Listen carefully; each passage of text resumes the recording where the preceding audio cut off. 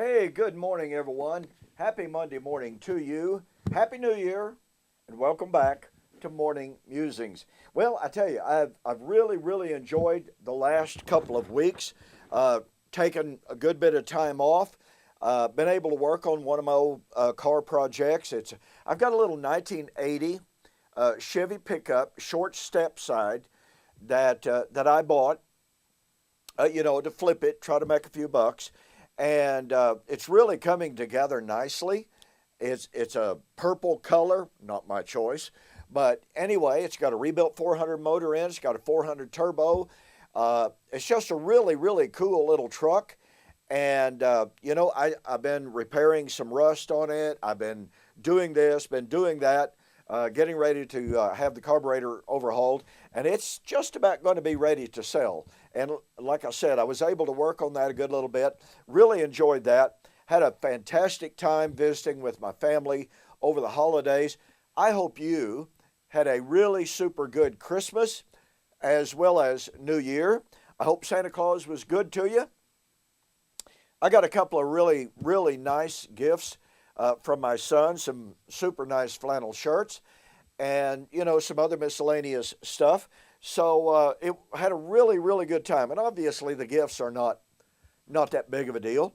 And of course, on December 31st, I turned 72 years old, and I want to take this opportunity to express my deep appreciation for all of you who sent me private messages wishing me happy birthday. I was kind of blown away with the number of people who sent me private messages expressing a happy birthday to me. It really means a lot to me, and I really honestly do appreciate that. So here we are.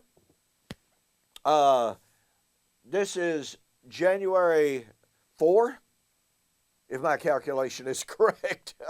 I've kind of gotten out of touch with the calendar over the last couple of weeks since I was taking the time off. But anyway, here we are on Monday, and we begin today a serious discussion as we continue our study of the Olivet Discourse. We continue and we focus on Matthew 25:31 to 46. Now, I don't have to tell you, I'm positive, that this set of verses, this pericope, if you please, is considered to be one of the definitive proofs that Jesus is describing an end of time, end of the Christian age event. I mean, we have the Son of Man coming on the clouds of heaven with the angels, him coming in the glory of his kingdom to sit on the throne of his glory. We have all the nations gathered together for judgment, for crying aloud. And we are told that obviously has never happened. Therefore, it must be future. And of course, in order to make that argument, an individual really must be able to divorce Matthew 25:31 and following from the entirety of the foregoing discussions. You must be able to divorce it from Jesus' parable about the coming of the Son of Man at the time of the wedding. And as we have discussed, you have to be able to prove that the discussion of the wedding is divorced, pun intended, from God's Old Covenant promises made to Old Covenant Israel that in the last days he would remarry her.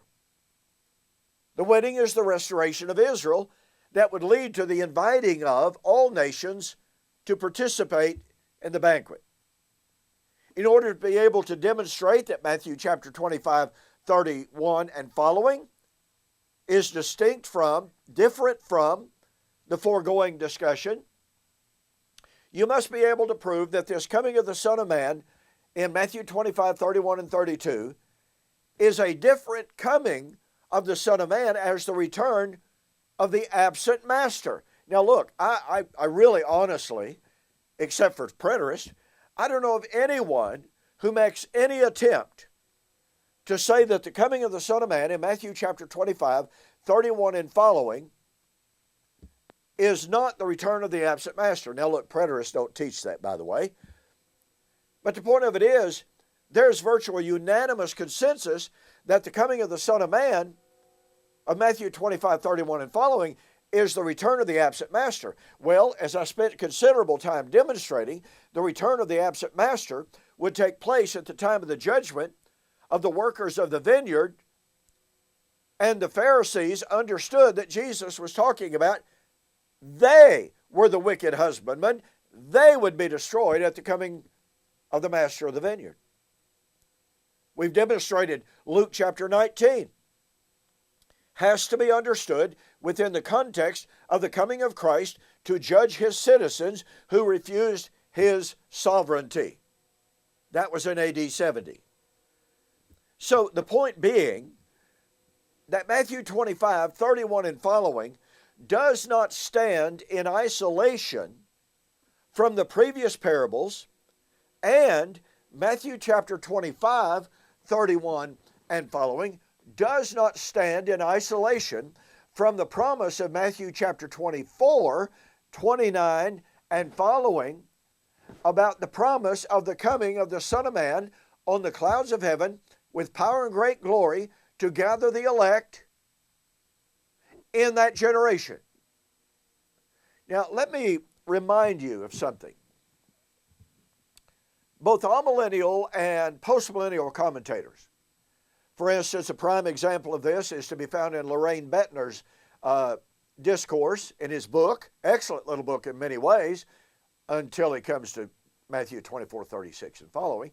But nonetheless, Loraine Bettner is one of those who agree. He teaches Matthew 24, 29 to 34 must be a reference to Christ's coming in judgment of Old Covenant Israel in AD 70. Okay, so as we will develop this week in our lessons, if not this week, next, in Matthew chapter 24, 30 and 31, we have the coming of the Son of Man on the clouds with the angels in his kingdom to gather the elect.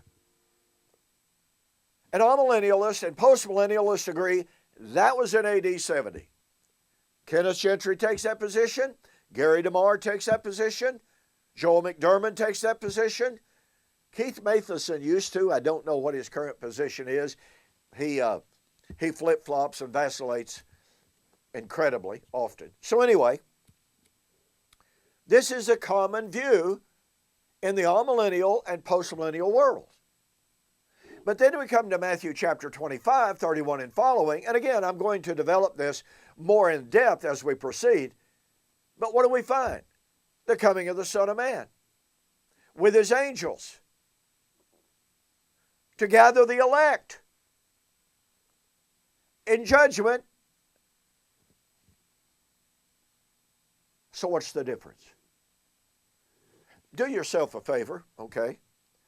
Do yourself a favor. And by the way, I have all of this in my book, We Shall Meet Him in the Air, The Wedding of the King of Kings. I have parallel charts over and over that you will find extremely, extremely helpful in demonstrating the absolute perfect parallelism between Matthew chapter 24, 29 to 34, and Matthew 25, 31 to 46. Now, here's the question, ladies and gentlemen. If it is true, as amillennialists and postmillennialists agree, that Matthew chapter 24, 29 to 34 must refer to Christ's coming in judgment in AD 70, where's the hermeneutic? Where is the delineation that demands that we view the coming of the Son of Man with the angels in his kingdom in power and great glory for the judgment at the gathering of the elect in Matthew chapter 25, 31 and following? Where is the delineation? Now look, it's not going to do any good to say, oh, well, look, in Matthew chapter 24, verse 31, we have Christ coming with the sound of a trumpet. And guess what? In Matthew chapter 25, 31 and following, no sound of a trumpet. That's supposed to be a delineation? If you're going to argue like that and say, well, the coming of the Lord at the sound of the great trumpet must be AD 70, then you just put the resurrection of 1 Corinthians 15 in AD 70. You just put the resurrection, parousia, of Christ of 1 Thessalonians chapter 4 at AD 70. You know, I've said this before. It absolutely stuns me at times at the desperation of those who try to argue and to say, as one individual on YouTube did just the other day,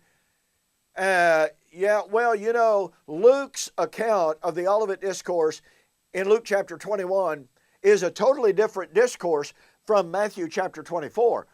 Why? Oh, well, according to this individual, it's a totally different discourse because Matthew chapter 24 mentions the abomination of desolation. Luke chapter 21 makes no mention of the abomination of desolation. Ladies and gentlemen, you'll have to excuse me. Let me be kind of blunt here. That is absolutely absurd. That's a theological contrivance, invention, that was conjured up in order to try somehow, some way to defend a yet future eschatology. But it doesn't work. Guess what? The abomination of desolation in Matthew chapter 24, 15 and following, is equivalent to, synchronous with, Jerusalem being surrounded by the armies of Luke chapter 21, 20 and following. There is no dichotomy. There's no contrast. And when you try to say, look, Matthew chapter 24 includes this element, this tenet, this passage, although it sounds familiar, doesn't mention this tenet or that tenet, then upon that identical hermeneutic, as I pointed out on YouTube in responding to this individual, upon that identical hermeneutic, we ought to be able to say, okay, Acts chapter 1 does not mention the coming of the Lord in judgment, does not mention the coming of the Lord with the sound of a trumpet, does not mention one single word about the gathering of the elect, says not one word about the resurrection. Therefore, since all of those elements are missing from Acts chapter 1, that must mean it's a different coming of the Lord from 1 Corinthians chapter 15, and it's a different coming of the Lord from 1 Thessalonians chapter 4. Oh, and by the way, 1 Thessalonians chapter 4, doesn't mention the time of the end. It doesn't mention Christ being the first fruits of the resurrection. It doesn't mention the judgment of the wicked. Therefore, it must be different from 1 Corinthians 15 or 2 Peter chapter 3. Do you see the absurdity of creating these false hermeneutics? I call it the missing word, the missing term, missing phrase, hermeneutic. The bottom line is, it is a fallacious hermeneutic, as you will see as we continue. In the meantime, don't forget, go to my website, donkpreston.com, and do not forget, for the rest of January 2022, U.S. orders only. You go to my website, donkpreston.com, bibleprophecy.com, and if you order over $25 of product, doesn't matter what the product is, okay, you'll get a 15% discount plus free shipping, which puts it at over 20% discount, okay? So you need to get a copy of my book, We Shall Meet Him in the Air, The Wedding of the King of Kings. Take advantage of the January 2022 U.S. orders only special offer and save yourself some very serious money. Okay, tomorrow we will continue our study of the parable of Matthew chapter 25, 31 and following. I'll see you on the flip side.